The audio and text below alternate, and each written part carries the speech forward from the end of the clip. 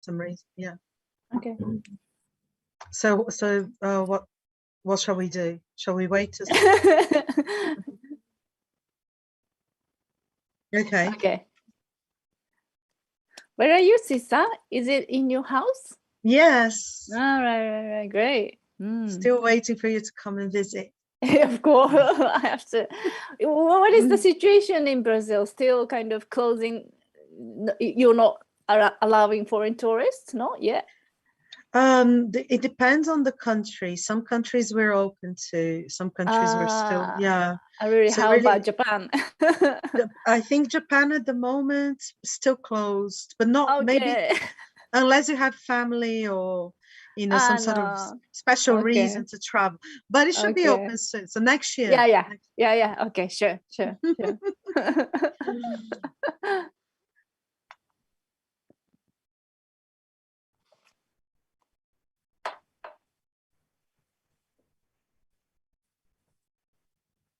Boa noite. Obrigada, Tiago. Bom, gostaria de dar as boas-vindas a todos e todas a uma sessão do Projeto Cinema e Corpo de modo remoto. Resistimos, mas resistimos aqui também, né? Fazendo, então, a primeira sessão do Cinema e Corpo não presencial. Estamos muito contentes, eu e a professora Ana Zimmermann, junto com a Cecília, junto com o Christian Borges, junto com o Thiago André e com a diretora do filme Zero As You Are, Miyuki Tokoi. Agradecemos a presença de todos vocês aqui. Eu queria fazer uma rápida abertura sobre o projeto Cinema e Corpo, esse nosso projeto do nosso coração, do coração do EFE e do coração do Sinusp também. Então, portanto, essa parceria que já acontece desde 2011 e que aproxima as reflexões do corpo, do movimento, do esporte, da atividade física, com as outras áreas do conhecimento, tendo o cinema como um ponto de intersecção, né? Desde 2011, a gente realiza, então, exibições periódicas de filmes pré-selecionados, seguido de debates com especialistas ou diretores de várias áreas do conhecimento. E é um projeto que faz uma extensão forte com a pesquisa e também com a graduação, né? Ao aproximar a comunidade da USP, a Escola de Educação Física e Esporte, do cinema e também do público do Sinusp, aos temas caros à educação física, esporte e lazer, a gente aborda também o que o cinema tem de melhor a nos oferecer. A inquietude, a perplexidade, a surpresa diante do corpo e do movimento humano, não é? E ao longo desses anos todos foi muito comum escutarmos como foi significativo de parte dos alunos ou outros pesquisadores o acesso às obras cinematográficas que o Sinusp apresenta, sempre fugindo um pouco do circuito muito comercial e também com bastante surpresa frente à vastidão e à complexidade do nosso objeto de estudo, né, da educação física e esporte. Acho que como a gente pode mostrar aqui, essa produção é um livro que a gente também fez em conjunto como resultado do projeto Cinema e Corpo, é um livro da coleção Sinusp, por isso que ele é bonito, belíssimo, assim, né, com as imagens e com alguns palestrantes convidados aqui conversando. Bom, foram mais de 35 sessões, com o envolvimento de alguns grupos de estudos, sempre os estagiários do Sinusp. Um agradecimento especial, acho que a gente deve fazer ao Thiago André, que nos acompanha há muitos anos, também ao diretor Christian Borges e à vice-diretora Cecilia Mello, que vai estar debatendo aqui, porque ela e a Miyuki se conhecem aí de outros carnavais, e ela vai falar um pouco disso. Agradeço também vocês, Tela Bolina, bem-vinda à equipe aqui de trabalho, e todos vocês que estão aqui nos ouvindo. Miyuki, thank you very much. We loved your movie. We are looking forward to hear you. Okay, thank you very much. I'm really looking forward to talking with you. Thank you. Nice to meet you. Eu vou passar, então, Cecília, a palavra para você estar conduzindo o debate, e eu vou estar aqui no chat com as pessoas, aqui no YouTube, junto com a Ana. É isso. Muito obrigada, pessoal. Uma alegria estar aqui, mesmo no modo remoto. E aguardem que 2022 temos muitas surpresas no projeto. Boa noite, Soraya. Muito obrigada pelas suas palavras e por essa introdução. É um prazer estar aqui hoje nessa sessão especial do Sinusp. Eu vou começar falando em português e depois eu vou passar para o inglês.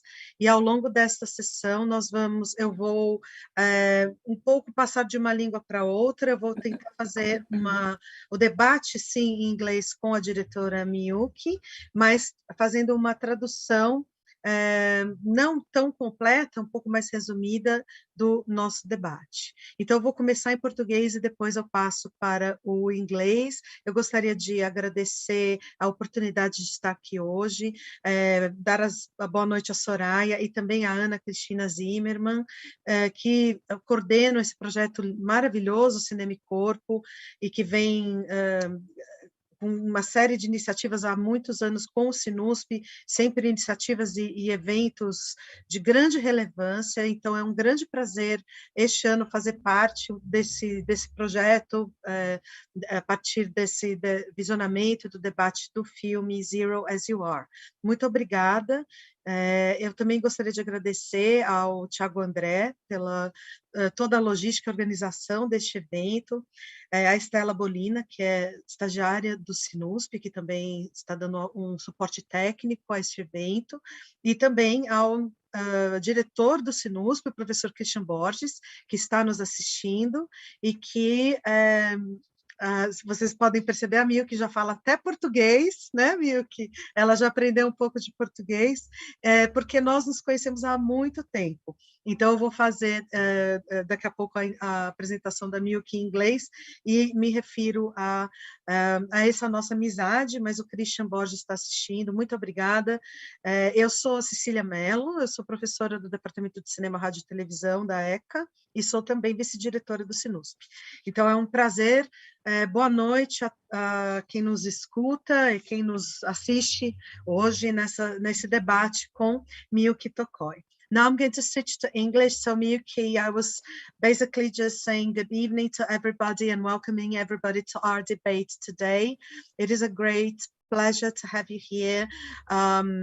I have prepared an introduction that I will soon read, a more formal introduction to Miyuki. Miyuki is the director of this amazing film Zero As You Are, but she's also a very good friend of mine, a very dear friend for many, many years. So we met in 1997 in Bristol in the United Kingdom. And I was I had enrolled in an MA in film and television production and moved to the UK without knowing anybody. And as soon as I arrived, I moved into this halls of residence, and my next door neighbor in this halls of residence was Miyuki Tokoi. And we immediately became really good friends. We had a passion for music that we shared.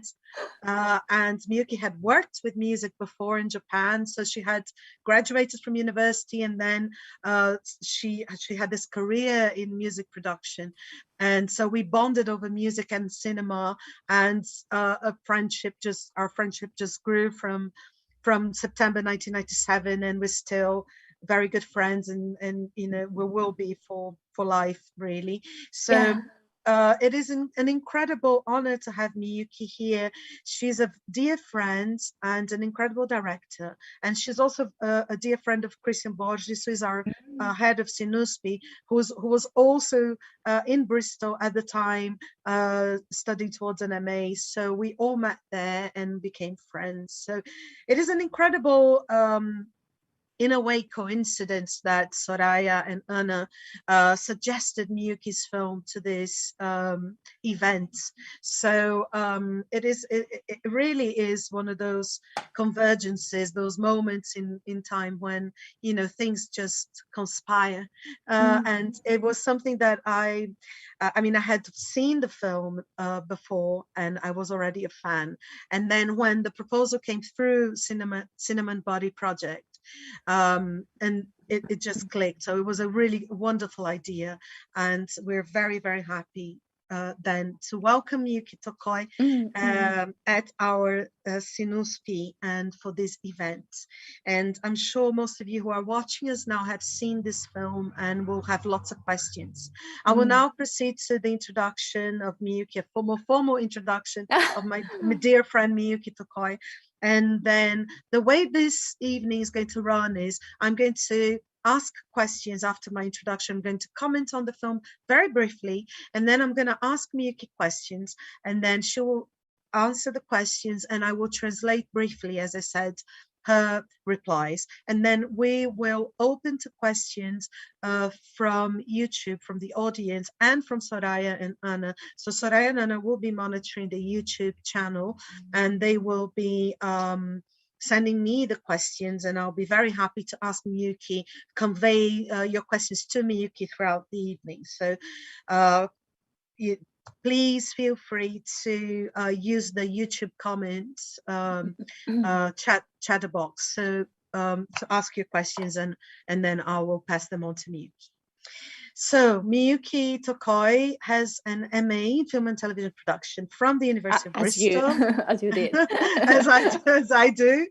And her first feature documentary, which was co-directed with Tomomi Kitamura, is called The Empress Tram Girls, a film, an extraordinary film. I really recommend that you see it. It's actually available online. So it's an extraordinary film about the tram girls in Hiroshima in the aftermath of the atomic bomb. So it's a story of these women who used to run the trams in the city of Hiroshima, and then after the atomic bomb, they went to great pains to get the trams running again in very, very little time. And it's an incredible documentary about these women who were there in Hiroshima at this tragic moment. Miyuki then directed and produced many other documentary films for NHK Japan and for Al Jazeera from 2006 to 2008. And then from 2009 to 2018, she worked as a director for NHK World Newsline program, specializing in films about art and architecture, as well as films dealing with issues that draw on the perspectives of socially vulnerable people. Zero As You Are is her newest documentary feature. It was finished in 2019, and it was released last year in Japan and in festivals around the world. The film won the Humanity Award at the Japan Film Festival in Los Angeles and the Audience Award at the Tokyo Documentary Film Festival. So congratulations, Miyuki, on these incredible wins. This film follows for a period of 9 years the story of Tamasaka Sky Kobayashi as he transitioned from female to male and went from adolescence to adulthood. I think today Sky identifies as non-binary and changed their name to Acorn, I suppose, and we'll discuss this in a bit with Miyuki. The film brings us an extraordinary coming-of-age story, which is also a coming of gender, I would say. So it involves the discovery of one's gender. And one of the most distinguishing issues or features in this documentary, from my point of view, is the lifespan it covers. So there seems to be almost a utopian search for the coincidence between lifespan and creative time in this documentary. So it is a character-based documentary that took several years to complete. And this was really due to commitment from the part of the director, a commitment to the passing of time, a commitment or adherence to a real lifespan as a condition to this film's existence. So this film could not exist if it wasn't for this time, this long time that passed.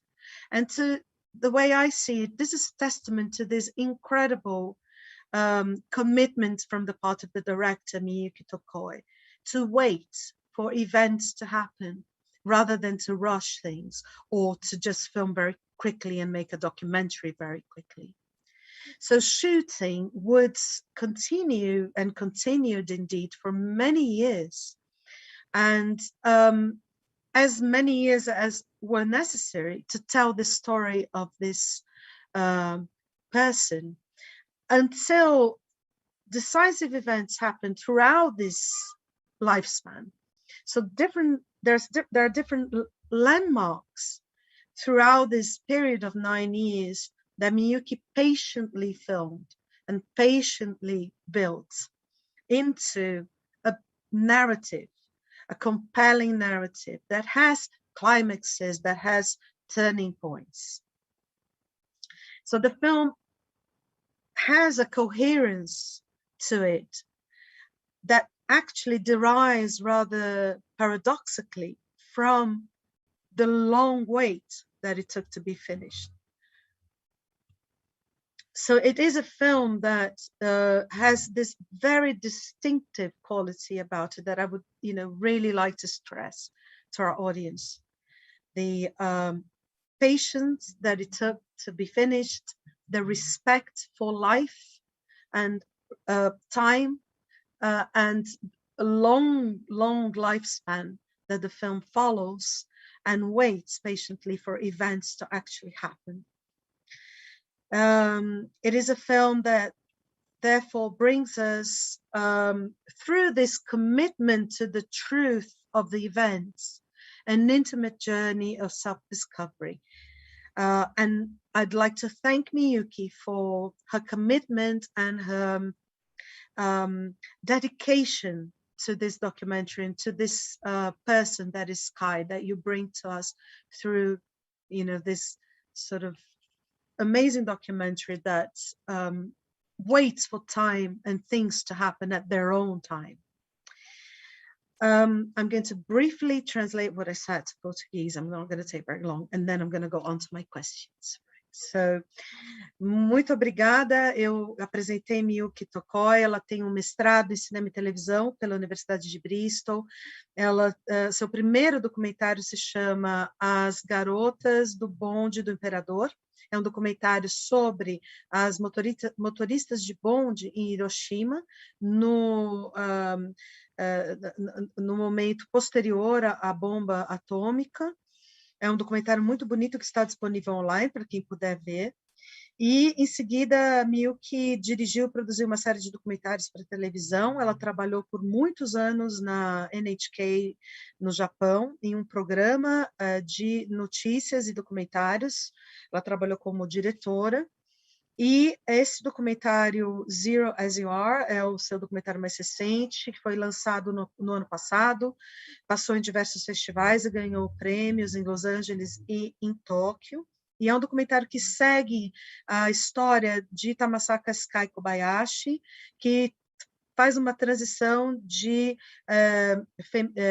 mulher para homem e passa também, durante esse período do filme, da sua adolescência para a sua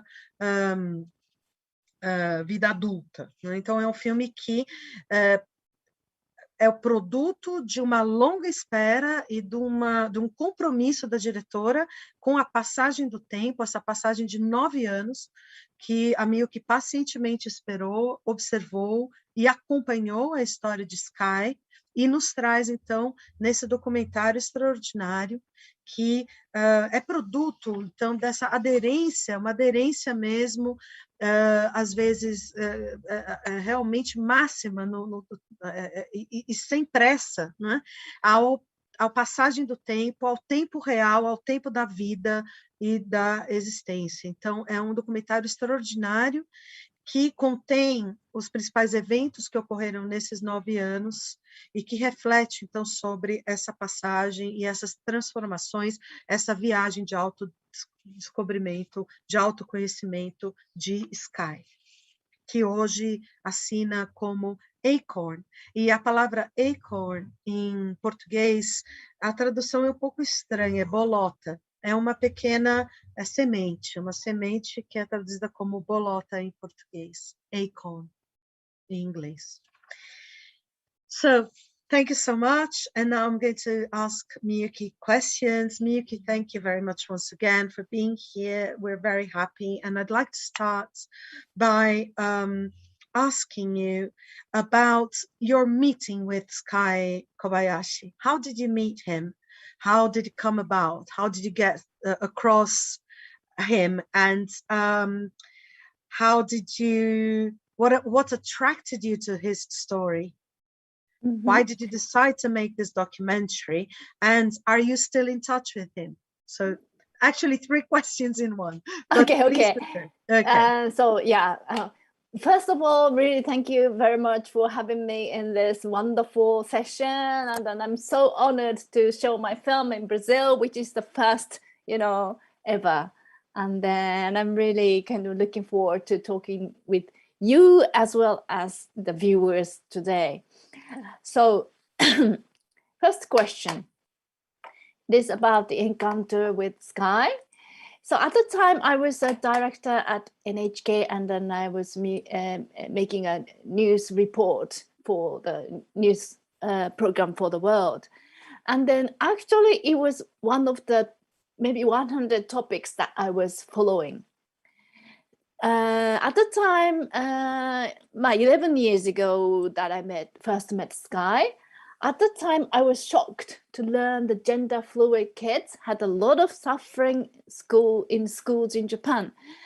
And you may not know, but Japan is a society where everybody is expected to be the same. We call it dojo atsuroku in Japanese, or peer pressure. Do you understand peer pressure?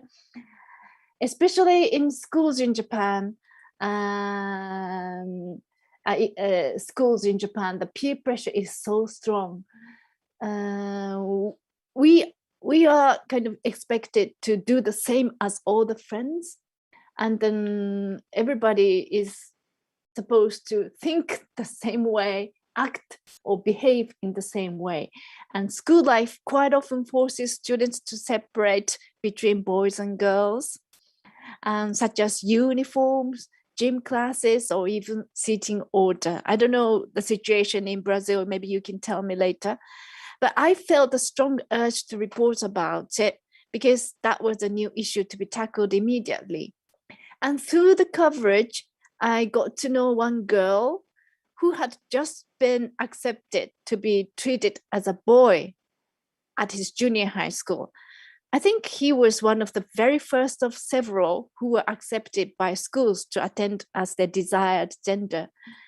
Do you want to translate for that bit? Sim, então a Miyuki diz que primeiro ela está muito honrada de estar aqui, feliz em discutir o filme. Ela trabalhava para a NHK há 11 anos e ela seguia uma série de tópicos para documentários para a televisão, a NHK, e ela então encontrou Sky numa dessas pesquisas e ela se chocou muito, ficou muito realmente assustada quando ela se deu conta do tamanho do sofrimento que os estudantes de gênero fluido passavam, esse sofrimento que eles sofriam nas escolas. E Miyuki explica que no Japão há um traço da sociedade japonesa que é uma uniformidade, todos serem iguais, terem que se comportar da mesma maneira, e há muita pressão dentro das escolas para as meninas, os meninos serem muito iguais, né? Exatamente, as meninas, um grupo, os meninos, outros, bem separados, e todos se comportando da mesma maneira, se vestindo da mesma maneira, e usando uniforme, então tem uma normatização muito forte, que é uma pressão muito forte, é um traço da sociedade.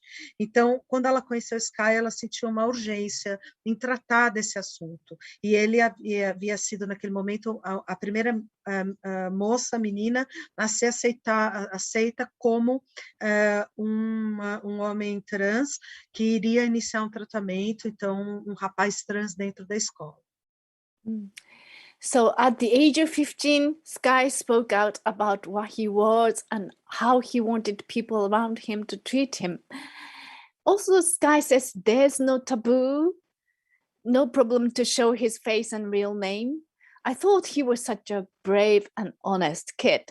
Then I thought, if I follow him to see how he is growing, how he is forming his identity, it would make an important story for all of us. So maybe I would say what I was interested was not a sexuality, but the identity.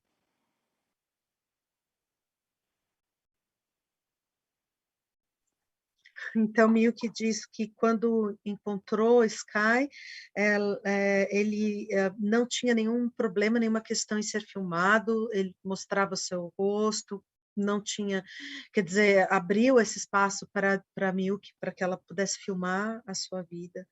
E isso demonstrou a sua coragem, realmente a sua honestidade, e a Miyuki disse que interessava a ela discutir a questão da identidade, mais ainda do que a sexualidade.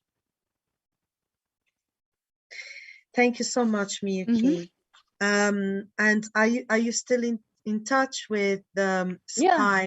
How did he react to the film? Was he happy with the results? Well, yeah. We are really still in touch because we are quite often when I screen my film, somebody asks him to talk after the screening. So it is a really good opportunity for Sky to talk in front of the public, because Sky wants to be a kind of voice actor, or actor is the word that for males, which is also problematic in Japan, but he wants to do the performance, or he wants to talk in front of public. That's what Sky enjoys. Sorry that still in English it's really difficult to say he or she or pronounce, and then in Japanese there's no problem because we can keep talking about the names, but just sorry that even if Sky is non-binary, but sometimes I say he or she. Anyway, it was an interesting story because after the completion of the film, because it was the documentary that I made only on my own, so I was not so confident about the outcome, and I always said that, no, I don't know how many people would watch my film, and I don't know if I did the right thing. And then Sky said that, why you worry, because it is a really wonderful documentary. That's what Sky said. And then I asked Sky why, and Sky answers, because I am in it. Why can't, this should be a really good story because I am in it. Really, Sky is really confident and really happy. Thank you, Miyuki. Então, eu perguntei para a Miyuki se ela ainda tinha contato com o Sky. Ela me disse que, com frequência, ele é convidado as sessões do filme para falar, é um momento também no qual ele pode se expressar, falar da sua experiência, e também ele tem esse desejo de falar em público, ele tem um desejo, como vocês puderam ver no filme, né, de ser ator, de ser dublador, então tudo isso para ele é prazeroso, E eu já vou voltar na questão que ela falou sobre o uso da língua japonesa, do artigo masculino e feminino. Eu vou voltar nessa questão e aí eu falo mais, mas Miyuki tratou um pouco dessa questão linguística, que é importante. E, por fim, ela contou que, quando ela terminou o filme, ela fez o filme muito sozinha e estava insegura, será que o filme é legal, não é legal? E que Sky deu muita confiança para ela e falou que o documentário é maravilhoso porque ele está no documentário, então ele tem uma felicidade, uma força, uma honestidade e algo que é muito forte, que dá confiança, dá força para ela também. So Miyuki, you mentioned something about language, and this is a question that actually came up today on Twitter, because we had a Japanese language teacher here in Brazil. His name is Rodrigo Tanaka. And Rodrigo Tanaka, he watched the film and he really enjoyed it very much. And he actually made some comments on Twitter about language specificity and how the Japanese language, and I have to apologize because I don't speak at all Japanese, as you know, but he says something that you just mentioned, so that's why I sort of will ask you this question now about gender in Japanese language. He says that maybe it's not so common in Japanese to address or to refer to people as he or she, and also there is no grammatical gender in the language, and I mean, all these, he made some comments in relation to language, and I was going to ask you about translation and the subtitles, because the subtitles in English, obviously you had to make some options or make some choices as to, you know, whether to use she or he, or so how did it, I mean, could you, of course it's a huge question, but could you just maybe sum up to us this difference between the Japanese language and gender markers and the English language? And because we translated the subtitles to Portuguese from the English subtitles, then of course we also, in Portuguese, we use he and she, and you know, so we you know, there are choices in subtitles that if you understand Japanese, yeah, there's a different kind of problems, because in Japanese language, for example, if I mention about I, there's a two ways of saying that's an I as a female, on I as a male. So there's another problem, and then that gender fluid people always have to choose what kind of I subject, and then also the female form of the sentences and male form of sentences, and then it's really another matter. But we don't have really kind of pronouns he or she. Well, we do, but not much as English or maybe in Portuguese. So when I made subtitles, I really have to think the way to avoid he or she. I don't think I never use, because originally Sky wants to live as a man. So at that time, the first half of the documentary, I decided to use he form. But later on, he become a non-binary. So I try to avoid using he. So just competitively, I use Sky as a name.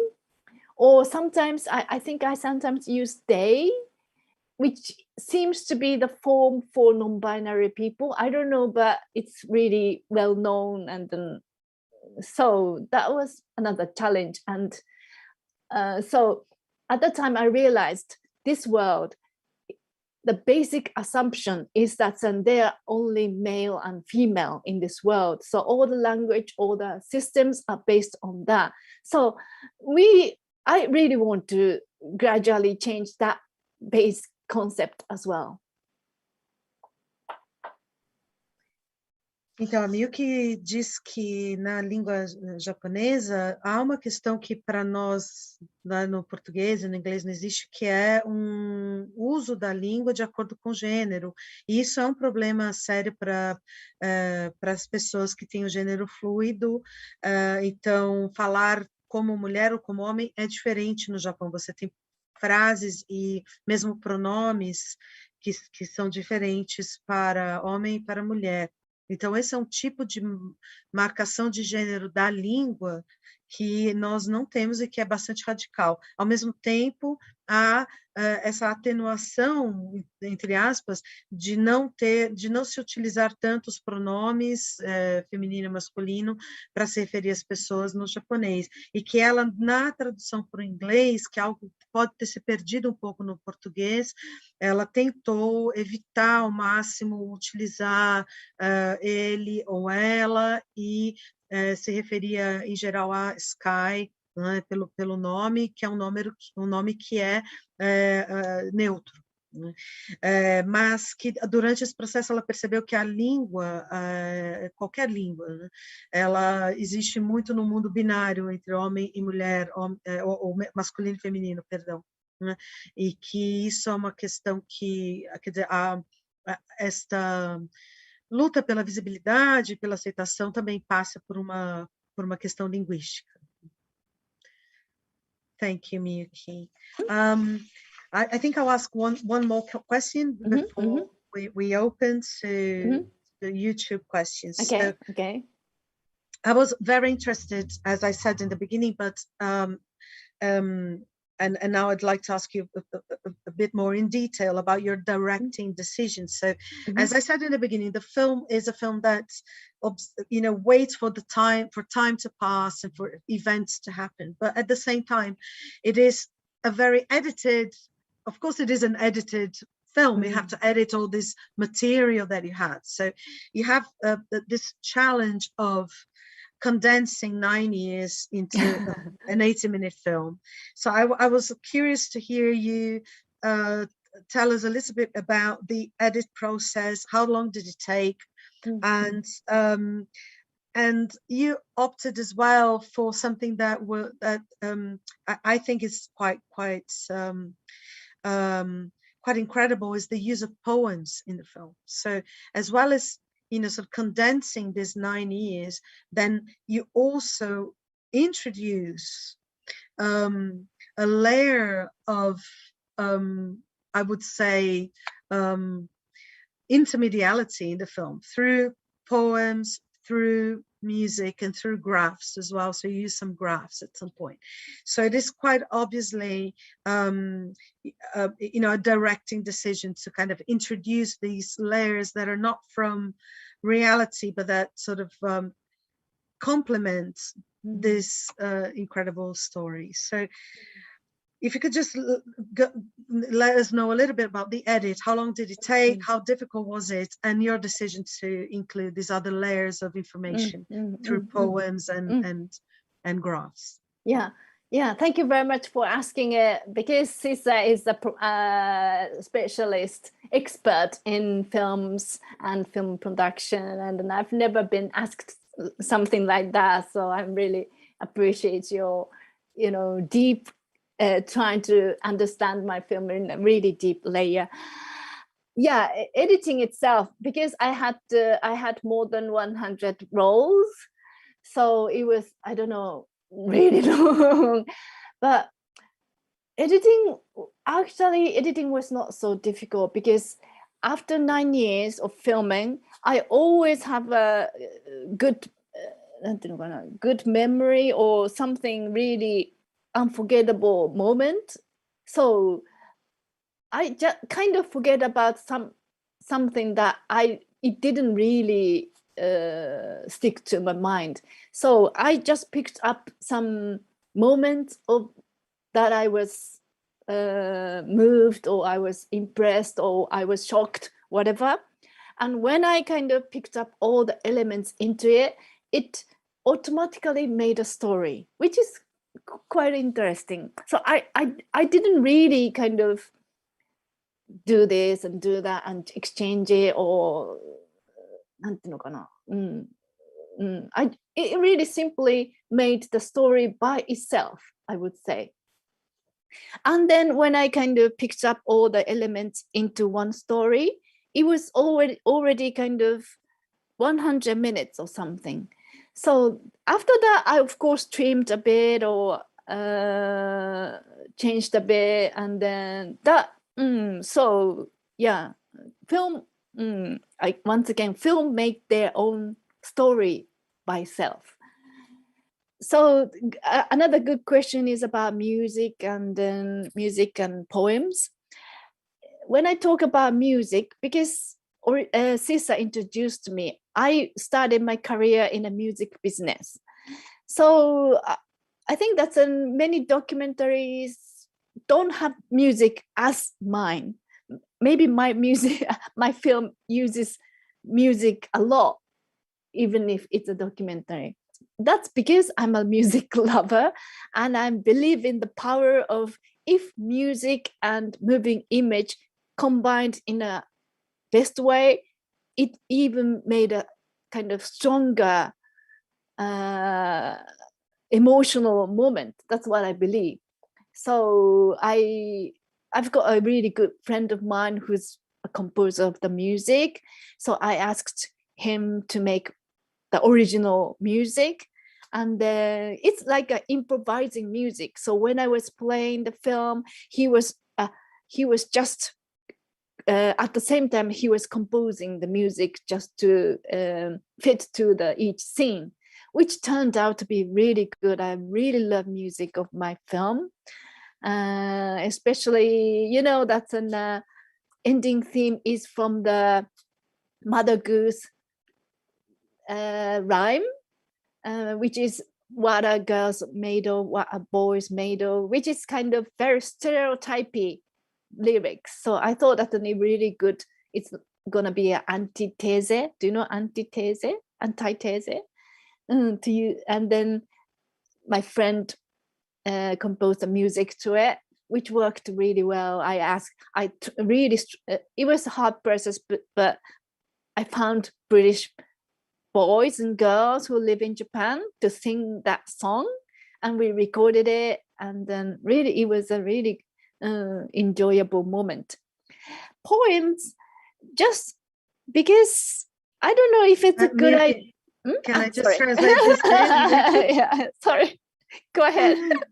So, então, ela diz algo sobre a montagem que é muito bonito. Aqui já estou fazendo um comentário junto com a tradução, mas que a montagem para ela, como foram 9 anos, quando ela foi montar, ela tinha na memória os momentos fortes, os eventos, né, que ela realmente queria trazer para o filme, que então o filme se fez. Foi algo que ela foi quase orgânico, quando ela foi colocando, de repente o filme estava lá, e foi muito a partir da memória, não foi algo que não teve nenhum grande esforço, né? Então, eu achei muito interessante essa ideia da memória e da montagem que ela traz. O filme, a primeira versão tinha uns 100 minutos, depois ela foi cortando um pouquinho aqui e ali. E o filme utiliza músicas, e a música foi composta junto com a montagem por um amigo dela, que é compositor, e especialmente ela chamou atenção para a música dos créditos finais, que é uma nursery rhyme, né, uma do Mother Goose, é uma rima de criança, né, no Reino Unido, que fala do que são feitas as meninas, do que são feitos os meninos, e que tem essa separação entre as meninas e os meninos, e então ela achava que aquilo seria uma espécie de antítese ao que ela havia proposto, e também um comentário sobre essa separação, esse binarismo, né, que ainda que é bastante, digamos, redutor, não é? Então, essa rima, essas rimas de criança, ela conseguiu crianças inglesas no Japão para cantarem para o filme, para essa música dos créditos finais, que o amigo dela compôs também, e que então foi uma gravação especial para o filme, que eu acho que ficou assim realmente muito especial. I was just saying that I love that final music for the final credits. I think it is really special with the nursery rhymes, and is really lovely. It's a fantastic touch. And about the poems now. Poems. Yeah.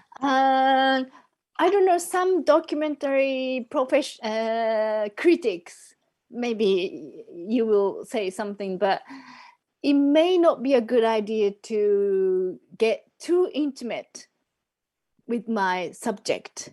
I don't know, sometimes some critics say that some documentary director should have a kind of objective view towards the subject, not to, get too close to each other. But in my case, I couldn't do that. Because Sky was like my child age, so I sometimes felt like Sky's mother, kind of. So I just loved Sky, and I really wanted to be the best supporter of Sky.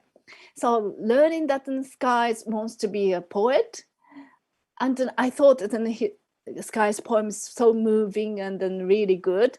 So that's why I wanted to use Sky's poem in it. Also, I know Sky's wanted to be a voice actor. I don't want to use kind of. What is the problem with actor? Actor is for men, isn't it? Yes, actress is for female. So I don't want to use kind of such a word which differentiate actor, actress. So my actor anyway.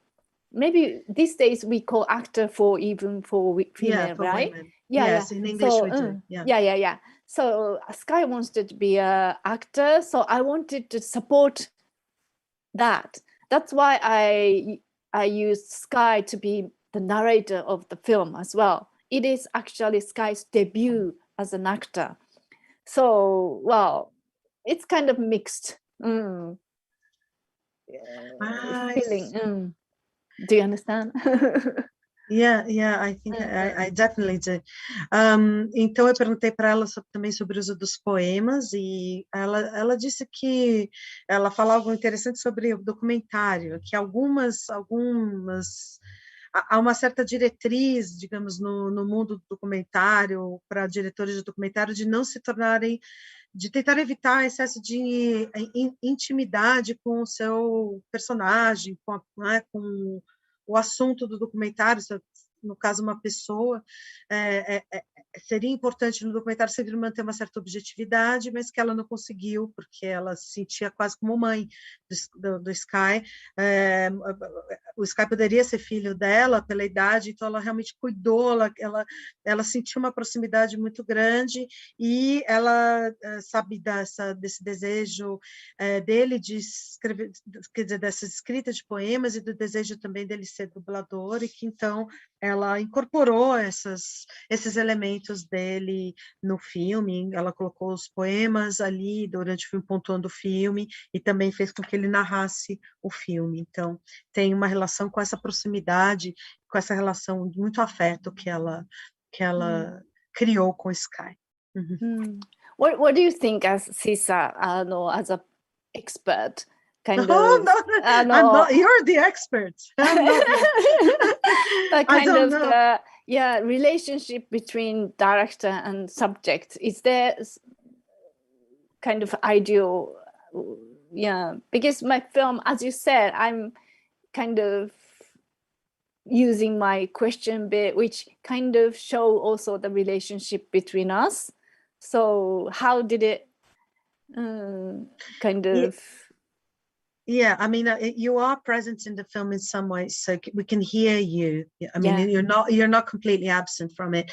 We don't see you, but we hear you, and we hear your questions, and that is, it's a choice. Obviously, it's a directorial choice, and of course, there aren't any formulas. I think, obviously, if you're making a documentary, and it's more, if you want to keep objectivity, you must try to not get too intimate, because I think, especially in the edit, it can be very painful if you're too intimate with someone. I mean, you had a wonderful experience with Sky, but it could have been a lot more painful if you had a more difficult relationship with your character, and then you had to edit, and then you had to take things out, and then you would have issues with, you know, your relationship with the person if you become too intimate. So I think you were lucky, but I think it's also not a choice. As you said, it's something that you couldn't help.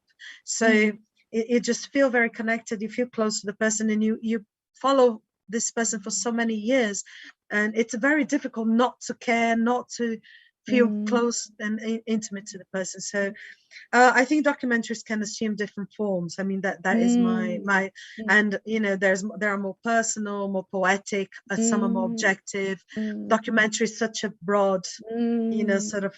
So I don't really believe in formulas. I think reality will demand a certain type of documentary from you and your opposition from you.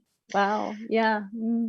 Thank you. I'm really impressed by your thought. Eu apenas estava discutindo com ela sobre documentários e sobre essa questão de estar mais próximo ou menos próximo do seu personagem. E eu dizia que não acredito que existam fórmulas, a realidade vai demandar uma certa postura, né, do diretor em relação ao seu assunto. So now I'm going to read, there are lots of questions on YouTube, Miyuki, so okay. I'm going to go ahead and start asking you some of these questions. And first of all, there are some comments from Christian Borges and Deborah. They're saying hello to you. Oh, okay. And Larissa said that about self-esteem, that she feels that there's a change in self-esteem from Sky, from the beginning to the end of the film. Yeah. And then Kevin Lima Ferreira asks,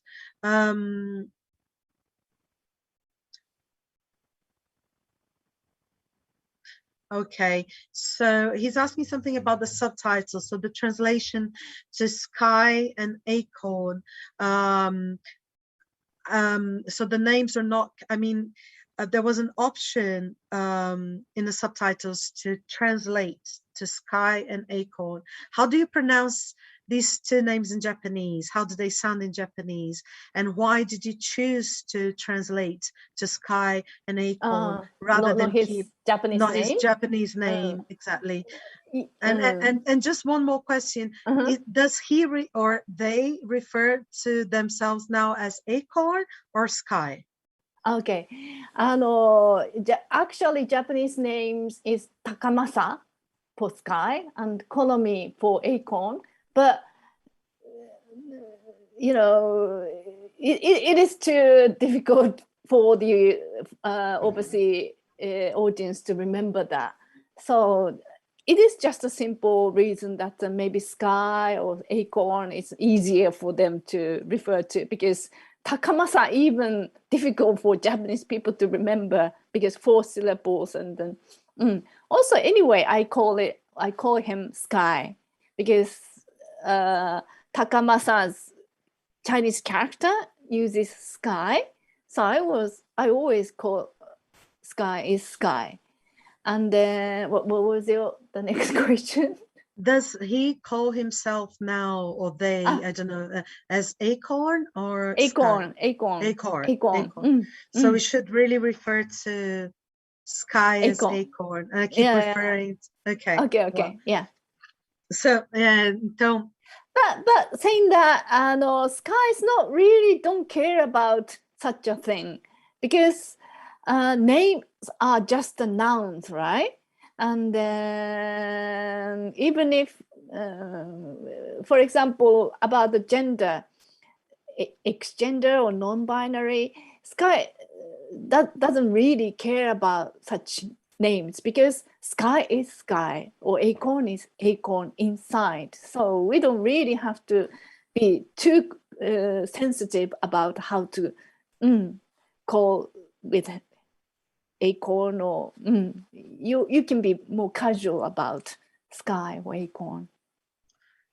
Muito obrigada. Thank you, Miyuki. Então, ela explica que sky seria takamasa? Yeah. That's what I thought. Yeah. Okay. So sky or acorn is easier, right? Point proven. Point proven. Enough said. Então, o sky seria mais difícil de lembrar e pronunciar, é takamasa, e então por isso que ela optou pela tradução, e ela mesma chama ele de sky. E eu perguntei se hoje em dia ele se refere a si mesmo, se prefere ser chamado de Sky ou Acorn. Ela diz que Acorn seria o nome de hoje, mas que ele não é tão preocupado com qual é o nome ou qual é o pronome. É uma coisa que realmente não é um grande problema. Você pode chamar, que eu poderia ser mais casual, chamá-lo como eu quisesse, que isso não é uma grande questão. So Miyuki, there's another question here from Larissa Lima Godencio. She asks, if you see a change in the way that Japan deals with trans people or non-binary people, is it getting better, or is it the same, or is it worse? Okay. Well, ちょっと待ってね。Yeah, and I think this is just to add, this is something that Rodrigo Tanaka, the Japanese language teacher, also commented on. Oh. Yeah, something to do with how in Japan there's this also the way you refer to identity, so trans people. He wrote something in Japanese here. Sei do yutsu shogai. Sei do yutsu shogai. Yeah. So in terms of the way it is referred to, is it still the same? Has it changed? Yeah. So at the time, of course, when I first started filming, we didn't have the word LGBT or LGBTQ at the time, and the recognition of the sexual minority people were so low. But maybe for the last 5 years, the recognition is slowly but steadily progressed. For example, we don't have a same-sex marriage system yet, but local government started kind of same-sex partnership certificate system, which gives same-sex couples some of the rights and insurance as conventional marriage. And some schools have started universal uniforms, which any students can decide to wear. But we don't even have an Equality Act, which can work fundamentally to express our will against discrimination. And when I talk about it socially, in Japan, the most people are not actively against them, but they are unaware of the issues surrounding transgender and sexuality. A lot of people think that there are no transgender or LGBTQ people around them, which is not actually true. The recent statistics reveal that there is one sexual minority person among every 11 to 20 people in Japan. So we are living together with them. And so I think that's because there are a lot of taboos in Japan, we tend not to talk about this kind of tabooed issue, which includes LGBTQ or sexual minority. So the problems is kind of kept unseen or unaware. That's why I hope my film kind of give the good opportunity for the audience to be kind of aware of the issues, because documentaries sometimes can focus on something which some kind of controversial issues which cannot be spoken verbally. And so I hope, especially, maybe you may agree, moving pictures or films have a power to change the audience's lack of awareness to knowledge, and knowledge to lived experiences, because we see, them, and we can feel their emotions, or we can see how they live visually. So that's what I believe, and that's my challenge to change each one's recognition, or kind of have an opportunity, give an opportunity to think about it, which they might have not thought about it before. Excellent. Thank you so much. And there's two other comments that I'll just ask you in English, and then I'll just translate everything. In terms of the operation, the sort of gender reassignments, that is not, I mean, do you have a public health system in Japan? Yeah. You do. But that surgeon Surgery, it's not included in it's the not included. insurance, and they have to pay on the. Do you see this changing anytime soon? It's really difficult, because one is kind of the bureaucratic tendency of the Japanese society, and then of course there are a lot of controversial opinions about it, but still Japanese mastectomy, or the operation, operations, how can I say, ちょっと待ってね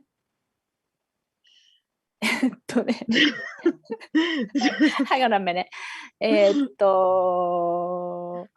Yeah, there's a なんていうのかな、rules called GID, Gender Identity Disorder Special Cases Act, which includes 5 conditions to take an operation. One of them is that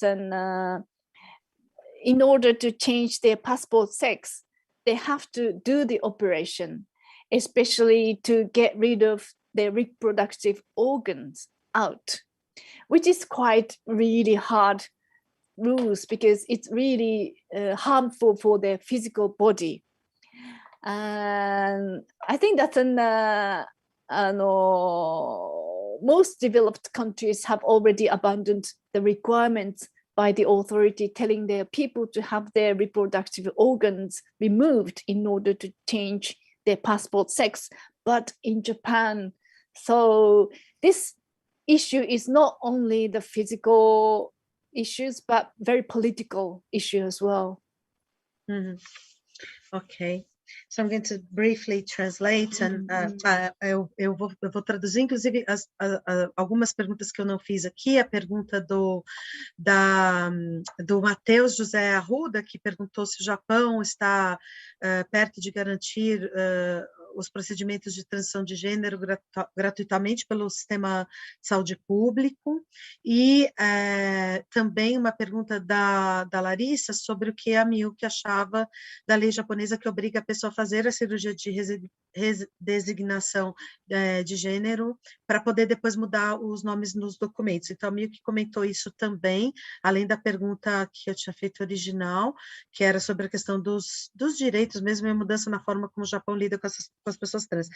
A Miyuki diz muito brevemente que quando ela começou a fazer o filme, não havia nem um debate em torno de questões LGBT e, bom, QIA+, também não, né? E que isso foi mudando gradualmente, mas mais nos 5 anos, um certo reconhecimento desse debate, dessa questão, e no Japão não há casamento do mesmo sexo, apenas um certificado, que é algo mais recente também, então apenas um certificado de união estável, mas não há casamento, que aos poucos as escolas têm agora adotado algumas escolas uniforme, que seja mais neutro entre os meninos e meninas lá na escola, que eram assim muito separados, os uniformes de menino e menina, mas que agora estão se tornando cada vez mais... Bom, algumas escolas, ela diz que tudo é muito lento, e que a maioria da população no Japão ainda não tem conhecimento dessas questões, ou acha que essas questões nem são relevantes ou não existem, e que ainda é um tabu, né, falar de sexualidade dessa maneira e de questões relativas à pauta LGBTQIA+. E ela diz que o documentário veio muito no sentido de provocar discussão e tirar um pouco, quer dizer, levantar uma questão, e a partir dessa abordagem da questão, criar um conhecimento, e a partir desse conhecimento, isso se transforma também numa experiência vivida. E em relação à operação, ela diz que no sistema de saúde público do Japão, isso não existe, quer dizer, não é considerada uma operação que é coberta por esse sistema, e que há muita burocracia, muito também, que impede que essas mudanças ocorram de maneira rápida, então ela não vê isso mudando tão rápido, e que ela criticou bastante o fato de que no Japão, para que você possa mudar o seu nome e nos seus documentos, você precisa da operação, que isso é bastante traumático, né, e que ela também não vê uma mudança rápida. Eu tenho aqui umas outras perguntas, eu vou dar só uma olhadinha, gente, porque... peraí, só um segundinho. Tem aqui mais um comentário, né, da Evelyn sobre os espaços de banheiro feminino e banheiro masculino, como que a Icon está lidando com isso, já vou perguntar. Sobre Dragon Ball, também a importância do Dragon Ball, a decisão de mostrar a paixão por anime, não, do Kevin, e dificuldades de ações do dublador, foi devido a ele não se identificar no gênero masculino e feminino. Só um momento, peraí. Yeah, maybe because of this is a relationship with their body. So maybe Soraya, do you have any question? Well, Miyuki, we have many questions here in the chat, but I think we can send them to you, maybe, because they are from our students. So maybe you can answer and writing the questions, and then we can send to them. What do you think? Because of the time.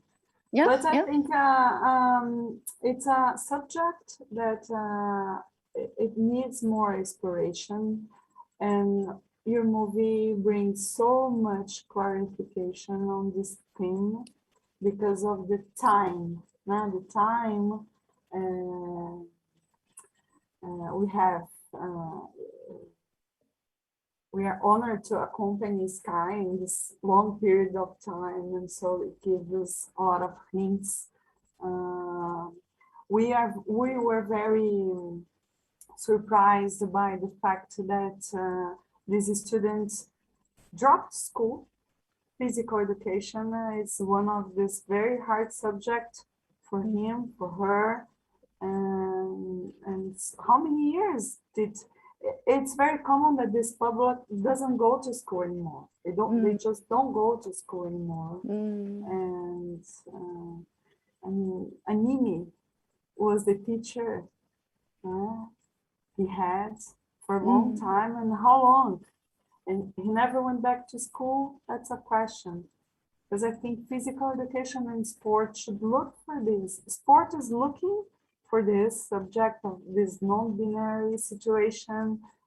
It's a situation that sports as a phenomenon, a global phenomenon, probably will have to solve in a few years, very quick, as we have this population growing, and physical education as well.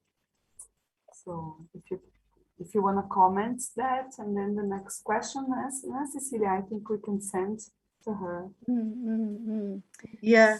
There are many questions here that we can maybe send about Dragon Ball and the importance of animation, and and you know how this played a part, like Soraya said, how in a way he feels protected by these animation characters, and he feels like they are part of his family, and you know, so like he really relies on these characters. So I think this is a wonderful question that was asked about you know, the presence and the importance of Dragon Ball. Yeah. Yeah, it is. So what is the best way? So you can just comment now if you want some about, you know, school, the difficulty with school, and how when Sky was in school, this issue of going to the toilet as well. There's you know, sort of female toilet, and how you know, it was kind of a challenge, and how animation helped. Okay. Because I myself really had a hard time when I was elementary school, junior high schools, because as I said, not only gender, schools, all students really are expected to act the same and feel the same and think the same. That's what our school system is based on, so that we have an order in the schools. So our kind of, it's gradually changing, but still at the time, students have to fit their personality into the school system. So especially with somebody who's got a little bit of unique personality, or some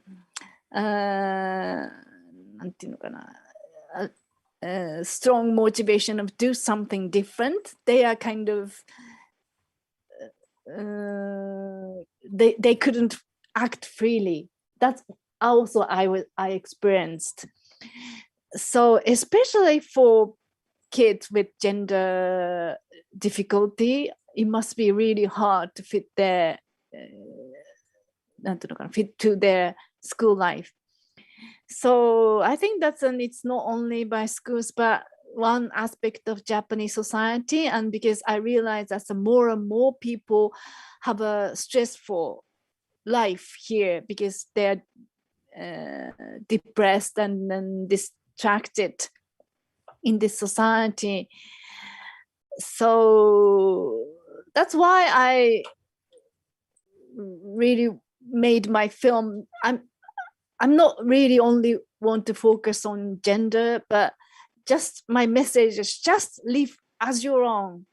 Just enjoy being yourself. Just enjoy expressing who you are. And then if we kind of accept our differences each other, and if we can enjoy our differences, because each one's really different and a unique character, then it might be a really kind of comfortable society for all of us. Let's stop kind of expecting everybody to behave the same way. It might be a really kind of, we may have an order, but at the same time, we have kind of really tight and stressful society. That's what I want to say. And then about Dragon Ball, I have to ask Sky, because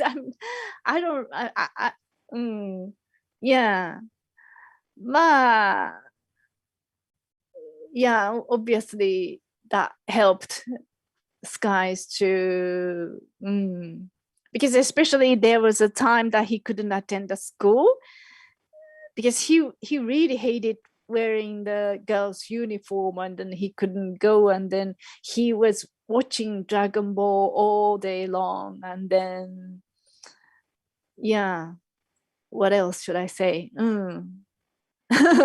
That's wonderful. I mean, that's great. I mean, I'm just going to briefly translate. Miyuki disse que grande parte da motivação para fazer o filme foi o fato dela também não se adequar, ou não se conformar tanto às regras, e ela ter uma posição muito crítica em relação a esse sistema japonês, que é extremamente organizado, tem muita ordem, disciplina, mas que ao mesmo tempo é muito uniforme, né? Então é importante deixar muito claro que a grande motivação para ela era justamente criar uma espécie de reflexão e mesmo um libelo pela diversidade, né? E que para Sky, um período, como a Soraya mesmo comentou, foi muito difícil frequentar a escola por questão do uniforme e mesmo se adequar aos espaços que são, né, como os banheiros e os espaços da escola que são, né, espaços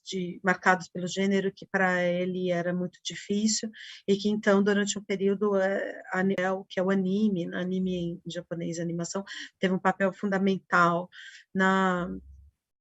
para sua saúde mental. Então, o Dragon Ball teve uma importância muito grande para a vida dele, para a vida do Sky, naquele momento difícil mesmo na escola, antes de que ele soubesse que poderia seguir com a operação. There's so much else that we could talk about, because we haven't even we haven't even covered something very crucial about the film, which is after he has the operation, then after a while there are some changes in the way that he perceives himself. I mean, he encounters this idea of being non-binary, and maybe not identifying with a male gender anymore. So this is very, very interesting development to the character. So that the documentary maybe could have finished with the operation, but you don't finish that, which is incredible. I think is a fantastic thing about this documentary. I mean, you carry on a few years. And Luisa Freire was just saying that this in the comments about how amazing that you have this interval between the operation and then what happened afterwards. And another thing that I was going to say, which I think is quite amazing in the documentary, is that you, Miyuki, as a director, you create encounters for this character. So you put him in touch with Yashiro, Miyuki Yashiro, and you put him in touch with June later on. So he meets a non-binary person, and I that happens through the documentary, right?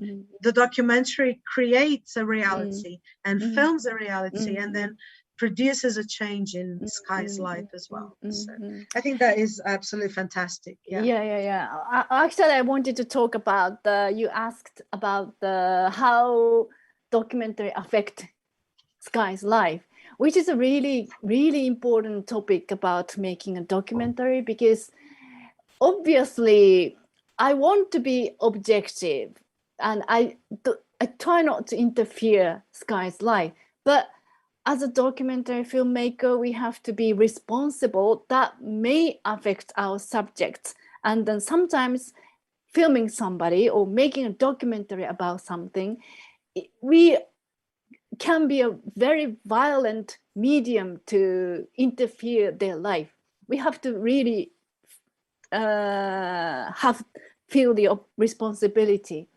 And then at the time I didn't notice that, but in the end, of course, it is me to set up the encounter with Sky, with Jun, who's a non-binary, which may affect Sky to have a recognition. And then, well, if I ask Akon would say no, because Akon is the person who always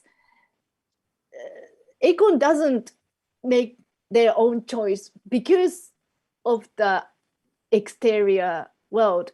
Akon always listen to their internal voice. So Akon would say no. Akon would never be affected by films, but still I have to be really responsible as a filmmaker. And then that's the really violent part of the documentary making process, I think.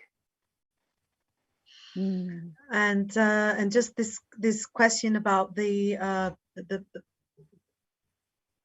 after the operation, then you carried on filming Sky, and you so why, I mean, was there a temptation at some point for you to kind of say, okay, he had the operation, that's it, I'm going to end the documentary here, or not? What happened in Of course, when I first started filming Sky, I was kind of imagining the ending of my film would be kind of Sky became to live as a man, and then he would be happy, kind of. But at the time, well, in my side, actually, if I tell about this in not too much in details, but somebody who was I've got a friend producer at the time, and then she got ill, so we couldn't carry on filming at the time. And then so we were talking that, and if you have just stop filming, but when you recovered, let's start again. And then so we had to stop filming for 1.5 years to complete the film. And during that period, Sky changed his kind of self recognition about his gender. I was so surprised, actually. But when we started filming him again, I thought I should carry on making another ending, because it conveys much deeper message. Because now I can tell that this, sexuality is not only male or female, or not only majority or minority, but each one's got your own sexuality and identity. So everybody's different. And if this recognition is known in each of us, then this issue is totally different, right? So I think that's that hard period that we had to hold the filming was actually a blessing from the heaven to make this documentary with much deeper message. So I'm really happy about that hardship during that time. So it's not my intention, just it happened, and then I'm really grateful for the happening. Miyuki, in this subject, Professor Anna, she says that something very strong about this movie is the fact that they were very sad and they were having a very unhappy life until they noticed and they could, circle the problem, which was the problem. And when they find out, so they could start working on the subject to be happier, to be better. So I think this movie has this mission as well, because it helps other people to find this subject as well. Thank you so much. Thank you very much. So as you said, I don't regard my film as LGBTQ film. My film is about, as Cesar said, some human, some person growth story from the 15-year-old till 24 years, and how this person growing, how to obtain the identity, which everybody is the same. The problem might be different to each of us, but I hope this this is related to everybody. And the message that I want to convey is that really universal for everybody. That's what I hope. Miyuki diz então que ela buscou uma mensagem universal para todos, que na verdade esse processo de busca por uma identidade, de transformações, de um adolescente para até a vida adulta, é algo que pode ser diferente para cada pessoa, mas nós temos todos um percurso, e que ela espera que o filme então converse com diferentes experiências de diferentes pessoas, e não seja restrito a uma experiência, que desse modo a trajetória de Sky possa ser inspiradora, acho que para todos. I think we've about run out of time. So it's been so we were saying an hour, but it's an hour 25 now. And actually we could carry on because I have a million other questions, and I'm sure we have many other questions from the audience as well. But as Soraya was saying, we can then maybe forward them to you and be in touch with your people who watched your film and were inspired But let me just end with again saying how happy we were to have Miyuki with us tonight, and thank you. So it's very early in Japan, so she had to wake up really early for us today. Thank you so much, Miyuki. And there's so much more to learn about. And thank you to Sky for, sort of opening up his life to you. And for you to, for making this wonderful film that is so inspiring. And we, really a privilege to have you. Thank you, Soraya and Erna and Sinospi as well for this event. Thank you, Cecilia, as well. Thank you very much. Thank you to all the students. Questions are in Portuguese, but I think in this kind of digital area, I think I can use the internet translation system into English, so I would understand. So I will try to answer, but what is the best way to give it to you or make it open? You can mail me, Miyuki, and I can help you with the translation as well if you need. But you mail me and I show to the students in class because they are from our that's class. A good idea. Thank you very much for everyone. It's a shame that I can't see your audience faces here, so I want to say hello and thank you. And I want to say the next time it's going to be you, Miyuki, here in Brazil, so we can all meet and meet the students. Definitely, we'll be waiting. Time will come. Bye-bye. Okay, thank you very much. I enjoyed it talking. Good luck for everybody. And then university might be a bit difficult time to how to teach students, but I hope you will enjoy. And then thank you very much. Okay, bye-bye. I will kind of